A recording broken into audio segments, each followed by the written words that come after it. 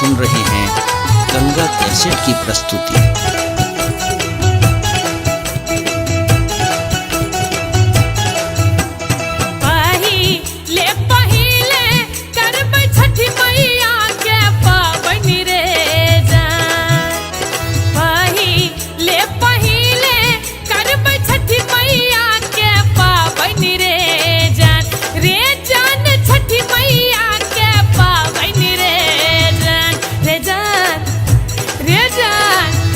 रे जान हमरो घर में अन धन लक्ष्मी हेतई रे जान।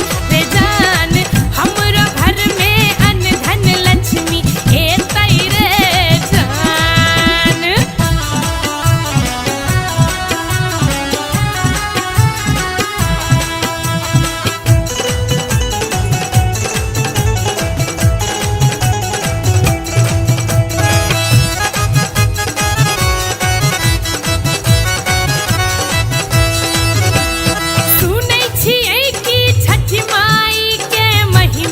बड़ महान छै जे कियो हिनकर पूजा केलक ओकर बड़ दिन मान छै।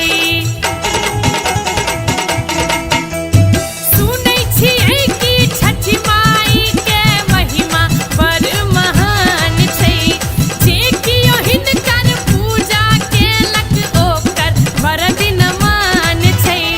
हमहू साजब हाथी कोसिया कोनिया